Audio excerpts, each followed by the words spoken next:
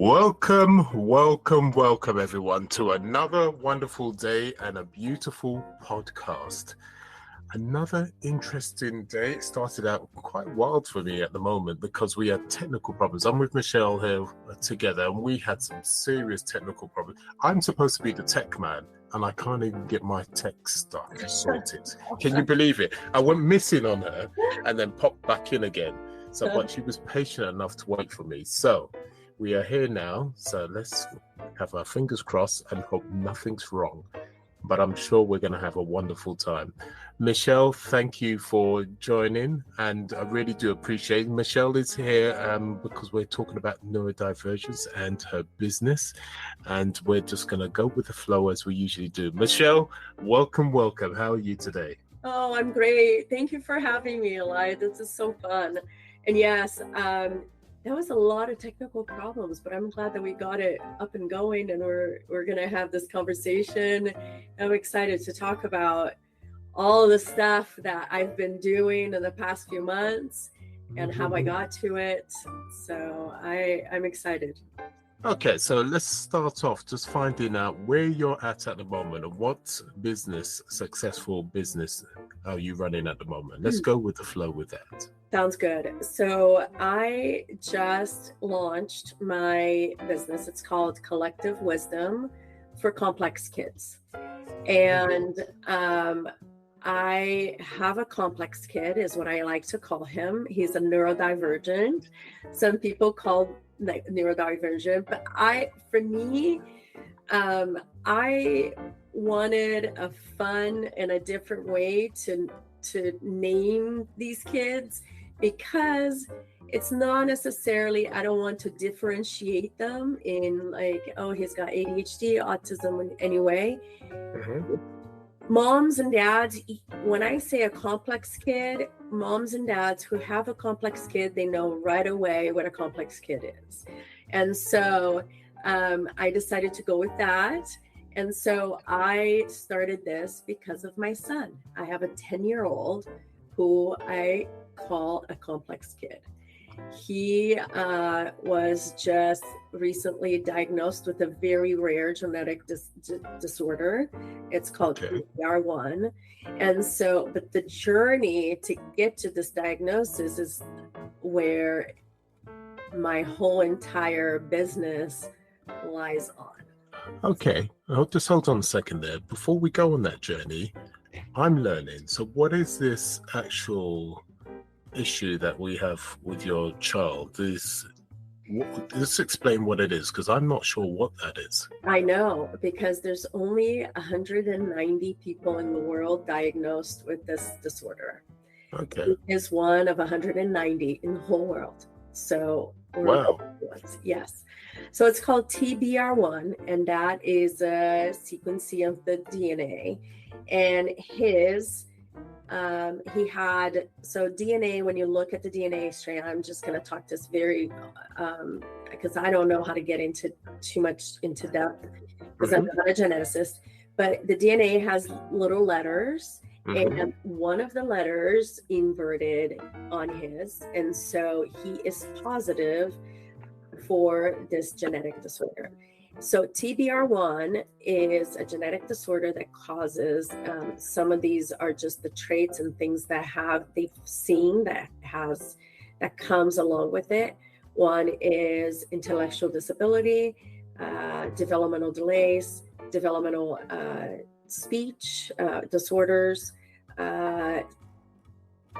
epilepsy, autistic traits. I think I already said that. And many other things that come along with it, hypotonia of the body. And there's quite a few things that come along with that. Okay. So that's basically, in a nutshell, all we know and everybody in the world knows about TBR1, because it is so rare, it is so new, that there hasn't been a lot of studies done. We don't know much more. There's no cure. It was when the egg was fertilized, the DNA was formed differently. And so that's pretty much it. And like I said, he is one in 190 kids in the world. In Southern California, we have 5 of them. And we actually were very lucky because September 1st on Sunday was TBR1 Awareness Day. Okay. And we were lucky to have all 5 kids at my house on Sunday. That's amazing. That we got together, the families, just to, come like celebrate TBR1 Awareness Day. So it was really, really special. And I think that we all got out of here feeling like there's a sense of community, even though there's only 5 of us in Southern California. My God, that is absolutely beautiful. So we have this rarity, and plus it's very rare you actually got together, enjoyed the time. I can't imagine what you were going through with not knowing exactly what's going on with your child. When did you think something wasn't quite right? How far back could you go back when something wasn't happening, something wasn't clicking? Just take us back, and so we can get a feel of what you were going through. Sure. Drake was born 8 weeks premature, and he was only 3 pounds. So he was in the NICU for about 4 weeks, not 4 months, 4 weeks. And he came home, he was still like 5 pounds, and he was tiny. And I remember ever since the beginning, eating was a disaster, even taking the bottle. And he was a fussy baby. He didn't sleep. He would wake up all the time. He needed to be held all the time. And all of those things came with right in the beginning. So, but at about 18 months, well, let me go back a little bit more. Because he was in the NICU, the hospital that we had him, they do a follow-up every certain time. So I think it's like 3 months, 6 months, a year, and then 18 months. And every time we were going, he was a little bit behind in his milestones. So when he was about 18 months for his return, they actually said, hey, something is going on here and you might need to get some extra help. So, of course, I went to my pediatrician, and my pediatrician is like, well, he'll grow out of it, he'll catch up, and everything's going to be okay. And that's what everybody around kept telling me. And I just knew Mama's heart. I would tell you that we feel it and we know it better than anybody else. So that's when I started looking for help. I found an occupational therapist that started, she was able to help me get into the state-funded program in California. It's called the Regional Center. And they started helping me with feeding therapy for him. When we started that, then things kind of started developing. So he was behind in his language. He wasn't speaking. He wasn't really developing. It took him a long time to start walking. Everything was behind and everything was a little harder with him. But when he was about 3 years old was when it was very apparent, because he was 3 and he couldn't even say mama or dada. All he did was grunt and point. And and throw tantrums because he couldn't communicate. So we started with a lot of sign language, and that kind of helped a little bit with him. And then we started some behavioral therapy because he needed help with the behavior side. But hindsight, I don't think that developmentally he wasn't quite there for behavioral therapy either. But then I started my journey when he was about 3 because he wasn't speaking. So the first thing was reaching out to a very good, very well-known speech therapist who called me and said, he doesn't have any words. I cannot help you. You got to go to my friend in Connecticut. And so she can help you. And that's how we started our journey. And then from there, we found that speech therapist in LA. And then from there, all the other diagnoses started coming. But basically, we did not, he has ADHD, he has OCD, he has the picking disorder, and I cannot remember. Yeah, I know. Yeah. Tourette's. No, it's not Tourette's. It's I'll find the name, but it's Okay, no worries. yeah. They just pick and they pull their hair and like those type of things. So he has that, and he has some autistic traits, but he's not autistic. Like there's not an autism diagnosis for him. Okay. But I mean, all else under the sun, if you can imagine. And so for 8 years, I didn't know what was causing all of this, right? Mm-hmm. You're just going here and you're getting a Band-Aid here, a Band-Aid there, and you're trying to, try to fix it somehow or help him somehow, but not really knowing what the whole reason is that was happening. So about 2 years ago, we were finally approved through our insurance company to do a genetic testing.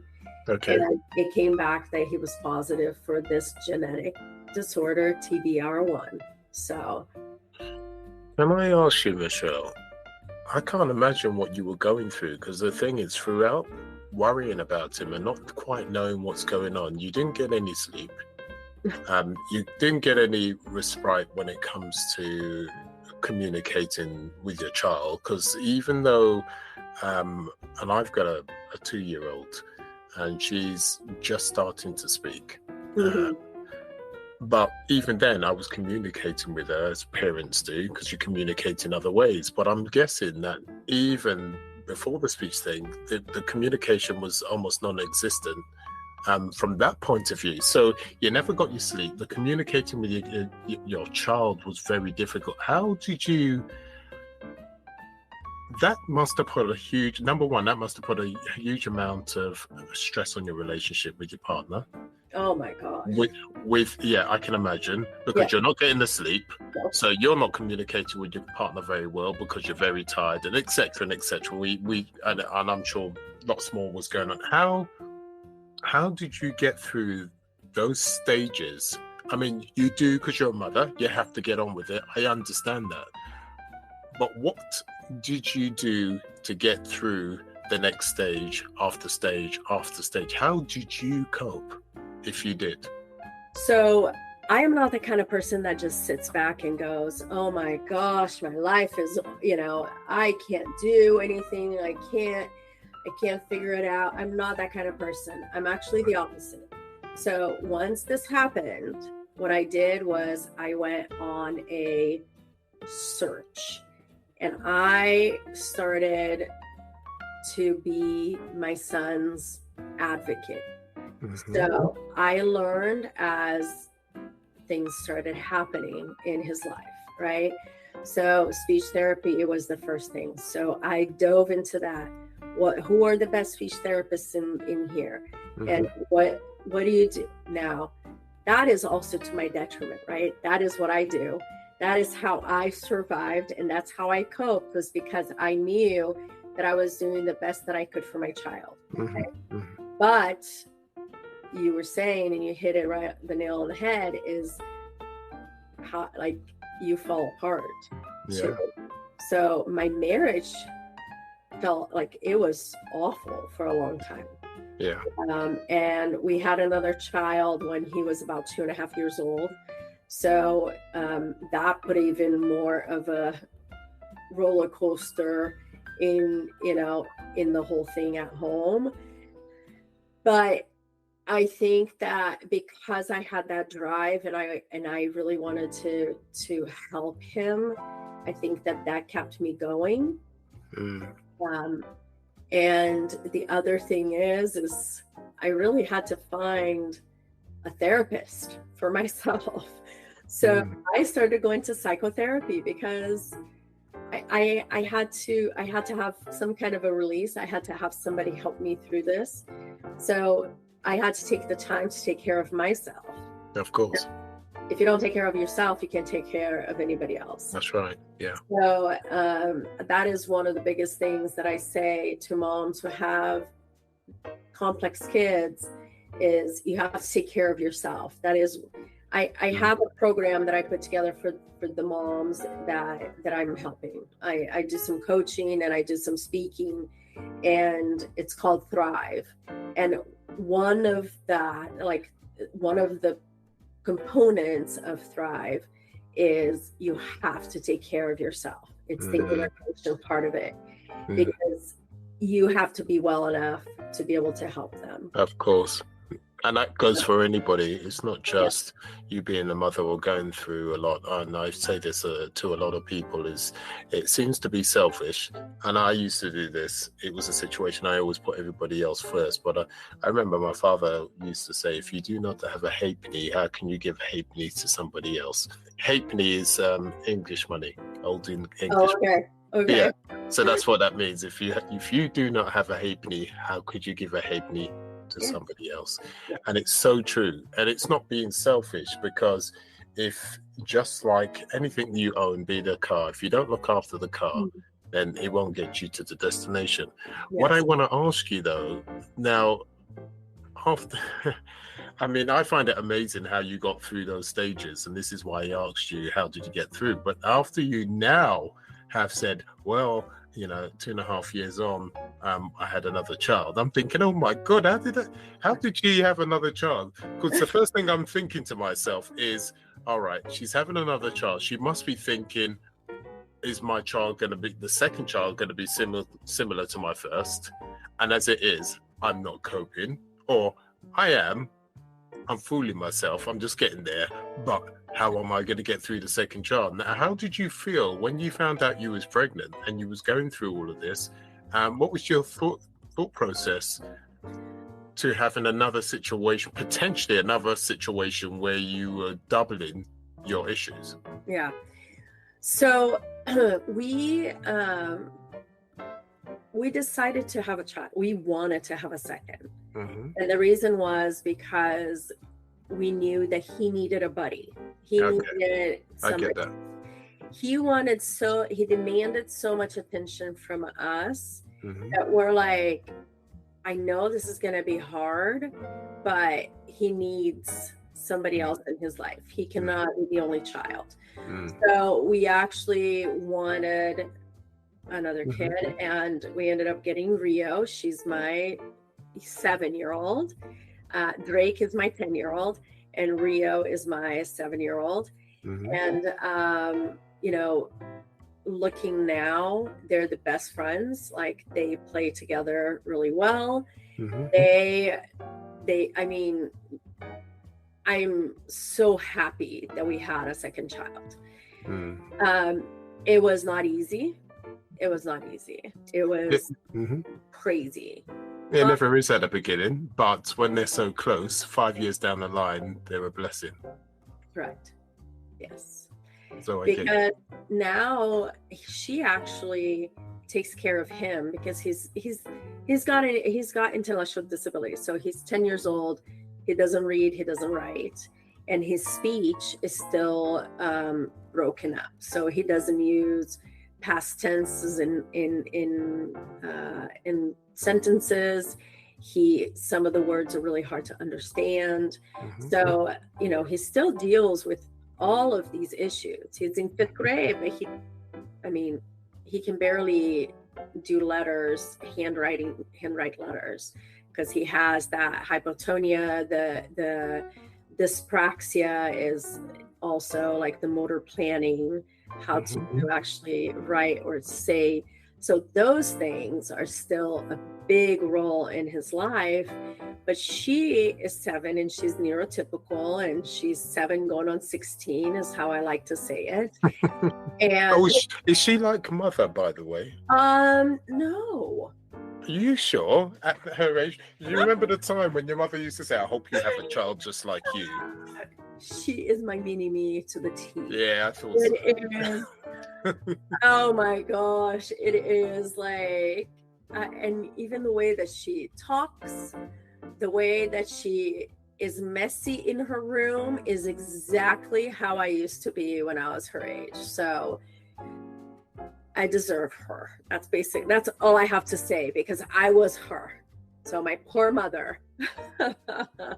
Well, it sounds endearing, to say the least. And obviously, I'm glad things panned out when it came to having your second child, and it was planned, which was nice. Mhm. Obviously, the first 5 years, when you have children together quite close, they're the hard years. But after that, life is much easier. It's not easy, but it's easier. Yes. Yeah, without a doubt. So, how does your daughter cope? With your son? So you said, yeah, they play together, etc. But how does that affect her when he can be, um, should I say difficult? Not difficult, but challenging. Um, it's a challenge in itself, right?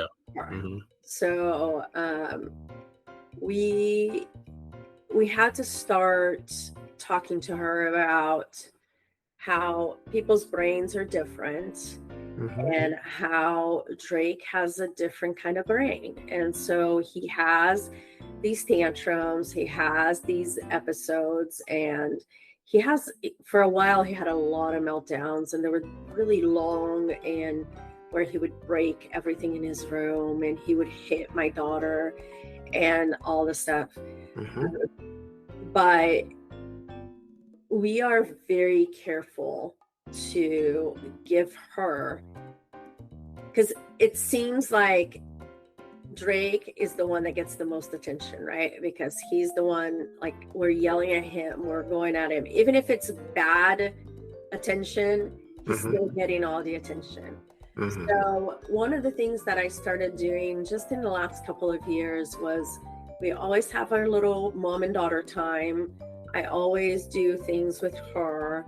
So she feels like he's not the center of attention all the time.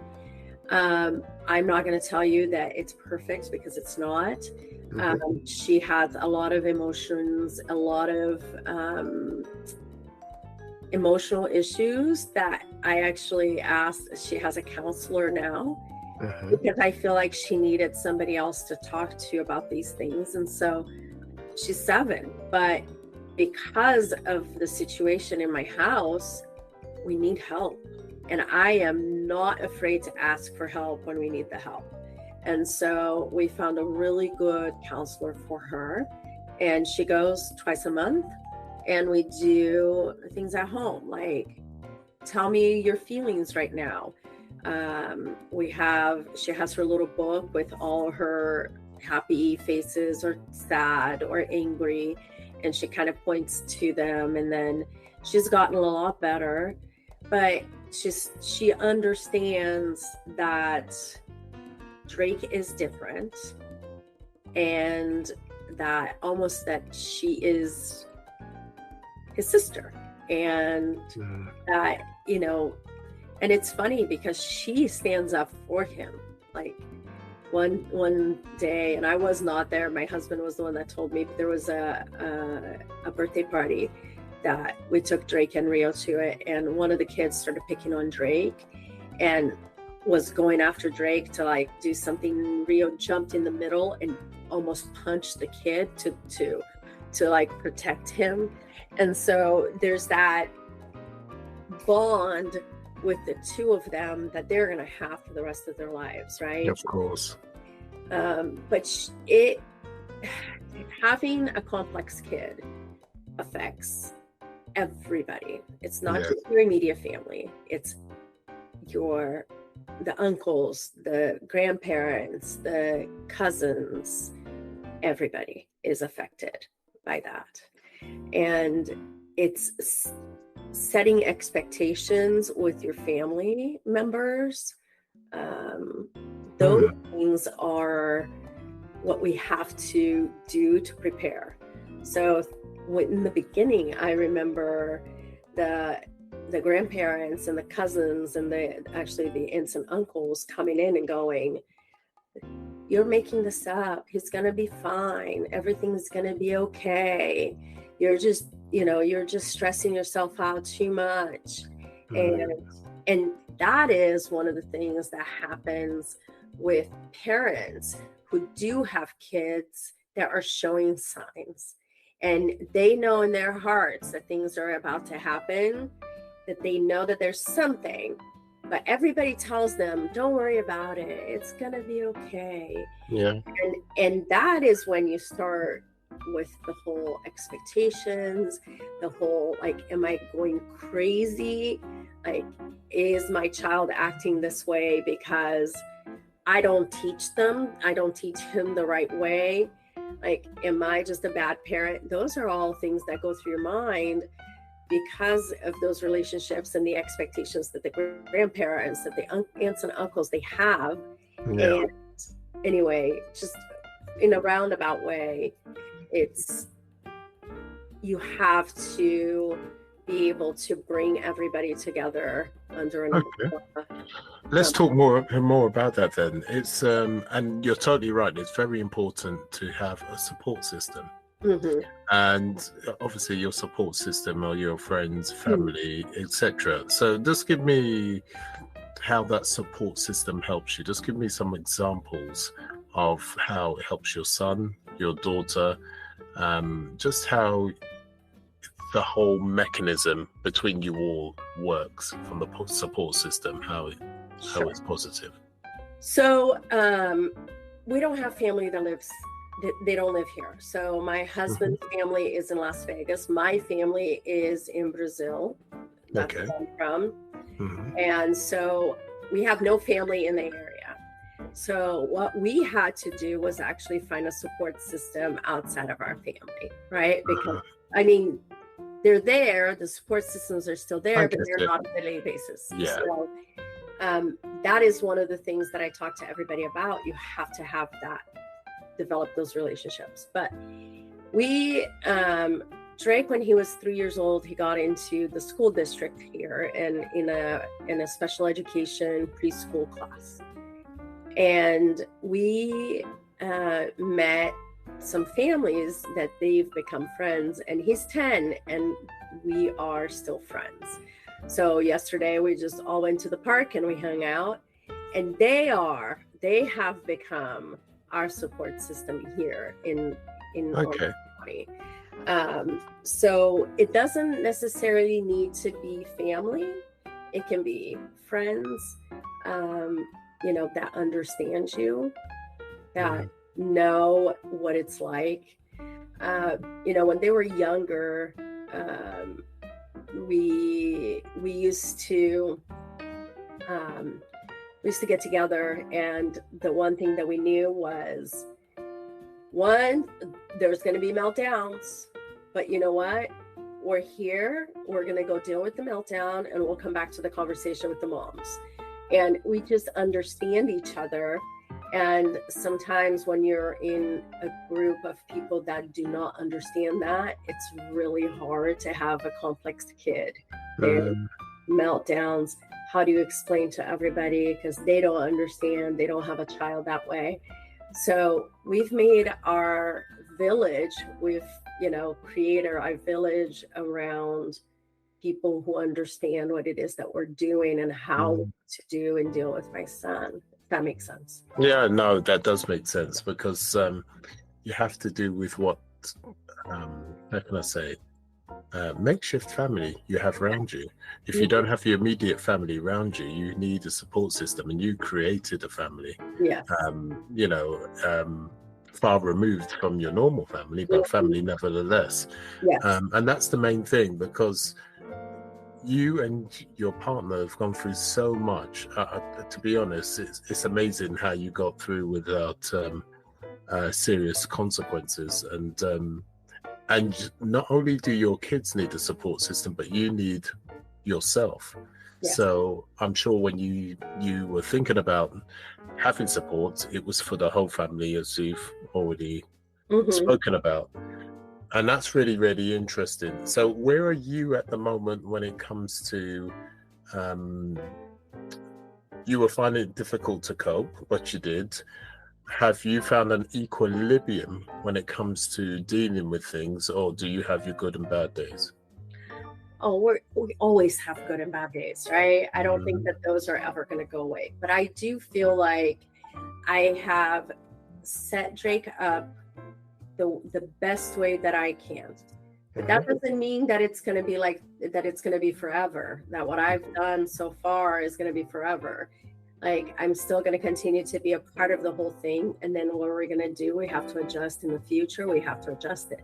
But he's in a really good school right now that specializes in in this intellectual disabilities. So he has a teacher who's really taken the time to teach him. We're using a different curriculum in the school. He has speech therapy, and we just brought in a new speech therapist that's going to help us focus a little bit more on the small things that he still needs to fix. And so I feel like we're in a good place. My marriage has gotten a lot better because we started therapy. And so, but you have to do that. You have to take care of yourself. And my husband needs to take care of himself so we can be better together. One of the biggest things that I love to talk about is how, we need to celebrate every moment. That's one of my things on my program that I do. But celebrating every moment. And I'm going to tell you, this is a cute story, because for 10 years, we have tried to go hiking so many times, but every time we would go, there was a meltdown in the car, or we wouldn't make it to the place where we were going to go hiking, or something always happened and we could not get to the hike. About a month and a half ago, we decided to go. It was on a Sunday, took our dog, and all of a sudden we're like 20 minutes in and I go, oh my, we are hiking. We are on a hike. Like, we've been trying to do this for so long, but we're doing this. So I pulled my phone out. I videoed the whole thing because it was a celebration for us. Like, it was the first time we were able to go on a hike without a meltdown or something happening that prevented us from going on a hike. We actually hiked for an hour and a half. And it was amazing. It was so good. So that is one of the things that I always talk about, and I like to remind people. And it's not just for people that have kids with disabilities, but in life, if you don't celebrate the small wins and the small things, and if you don't look at the good all the time, the bad takes over, and then you lose your mind. And okay, so let's go with that. I mean, you said about if you don't look at the good things, I mean, do you go through some, because I suppose this is one of the mechanisms you use to keep yourself on the up. Obviously, you're not on the up 100% of the time, but right, as you just said, you've got to look at things a certain way. So do you have a daily ritual? Some people have gratitude. They get up in the morning, they write down gratitude, etc. But you've got your own system set up. What do you do to keep things on the up and up general? Because you can't keep him waiting for a hiking trip for you to be on the up, right? Yes. So you've got to be doing something in between the hiking trips. Yes. So what do you do? So one of the things, the school always sends an email to us for the day for Drake. So every time we get that email, I open up, and it's been really good every time. So I read that to him. I read what the teacher said, and I say, good job, buddy. This is great. So we always do that positive with the email. In my life, for me personally, I try to, at night when I lay in bed, I say a prayer, and I thank, for everything. I'm thankful for the things that I have. I honestly, I feel like I should write more. I do not write as much, and it's a shame, because I used to write my journal. Like, I used to journal all the time. I have like probably close to 100 journals from when I was younger. And since I've had my kids, I haven't journaled at all. So I need to start actually doing that. You just made me think about it. I should write down those things every night and then post it on Facebook for content, even for the people to know. And I have been doing that lately. So, but usually for the bigger things, not for the daily small things, but the big things. And so, but I usually, I say a prayer. I'm thankful, I'm grateful for the things that have happened that day. I try to talk to my husband about it when he's not watching sports, and because that will go one ear and out the other. But we have that, and it's, that's what it's about. You have to look at the good in life. Well, Shell, I hope you do the journaling, because I suspect what will happen is that you'll see the little things, which is what you talk about in your journaling, and through that, I think things will happen to the next level. You know how good journaling was way back in the days, but now you'll be journaling from a different point of view, because you now have your family, and there's far more dynamics within your life. For sure. So your journaling experience will be really interesting this time. It's something to look forward to, and I think you're going to love it because of that. You've got far more dynamics going on in your life, and you'll be thinking about those tiny little things that really mean a lot. And on top of that, your social media is going to love you for it. Yes, for sure. I agree. Someday I hope to write a book, and maybe those things will come into play, like a journal, a month in the life of a complex kid, of a mother. There you go. Yes. There you go. No, I'm serious. That's amazing, right? You've got a complex kid that has a very rare condition. You have a complex life. Yes. And with that journaling, how much content can you have when you're ready to write that beautiful book of yours, right? Yes. So I'll do it. And if I do, I'll say Eli told me to. I tell you what, I better be in the front of that book. And I'm not. I'll tell you, otherwise I'll sue you, and I say that was my idea. For sure. So that's great. So this is on the up and up. Everything's, getting better. Everything's settling. It's never perfect. That's not life. But the point is, you're going in a direction where there's some beautiful light around you and your kids. Your daughter is learning to cope, but they've got a beautiful relationship between them, and she's, as you said, she's a bit of a protector. Yes. You made the right decision to have her at the age of 2.5 years later.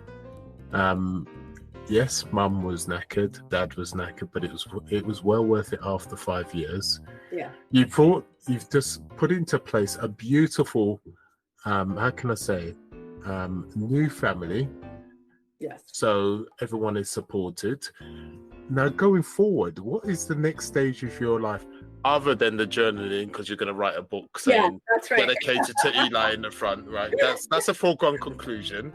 So what's the next stage we're looking at now in your life? Now we've got to that stage. Yes. So Eli, my what I want to do is kind of what I started doing. This is all very new to me. Collective Wisdom for Complex Kids is 3 or 4 months old. I just started.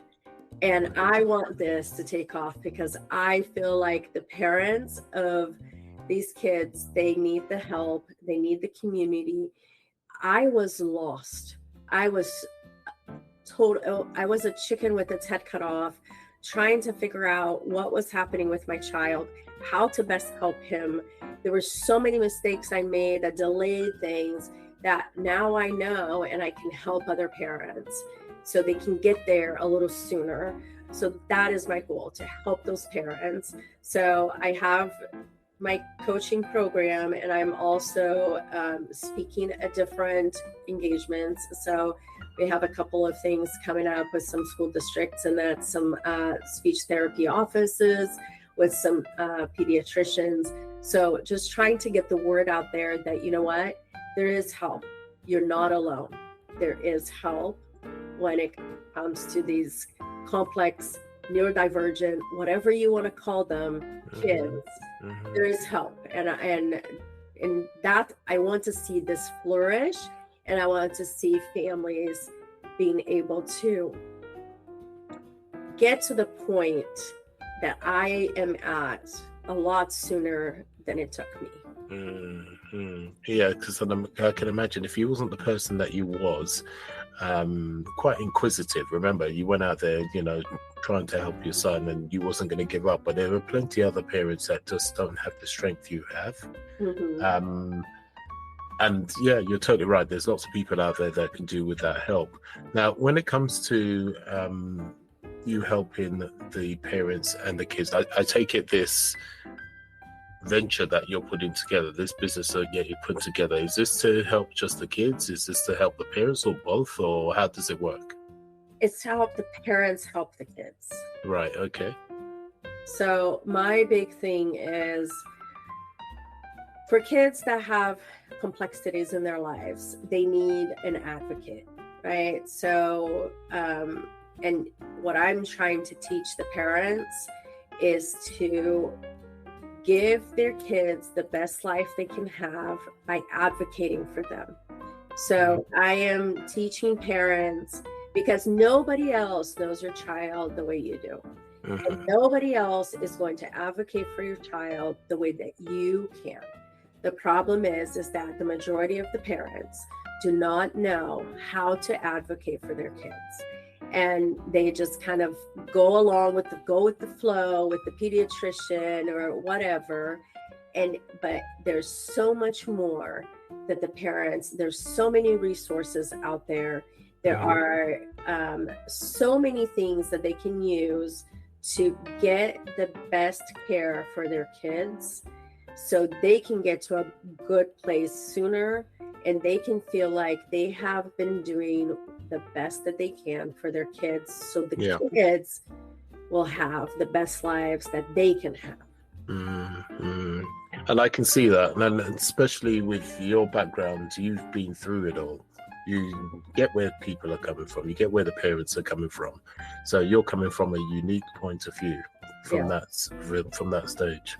And Eli, I'm still going through it. I know. I'm still going through it. My son still has these crazy meltdowns, know, and I mean, I'm still going through it, but I think that's what positions me to be a helpful hand to the parents, because you know what? I'm going to be the one certain days needing their help and their support, because I am going through the same things. Of course. Yes. Yeah, I can imagine that you're going to have a session one day, and you will have a cry with all of them, because you will have a tough day. And I suppose your sincerity is what's actually going to help them get through, because you are a person that understands exactly what they're feeling. You're not this person who has a psychology degree and has never been through a certain situation and then says, right, the book says A, B, and C, but they actually will know that, she knows exactly how we feel. And it's so much easier to engage with people, right? Yes. One-to-one. Yes. With that said. Yes. So with that said, we'll put a line in the sand. Otherwise, I'm a bit of a chatter, and I will go on and on. And listeners, I don't want to bore you to death. So what I'm going to ask you is,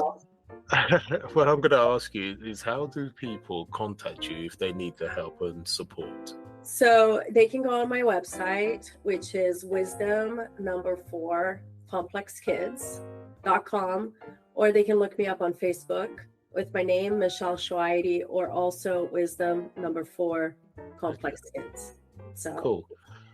And listeners, I'll have all the details down below as always, and you're welcome to contact her. I mean, we've just gone through her story, and you can see, right?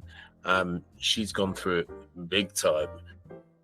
She's not done a soft landing; she did the hard landing, and still coming through the other side. But the story hasn't finished yet, because she's going to create this book, this wonderful book. And remember, when she creates the book, look out for my name in the centerfold.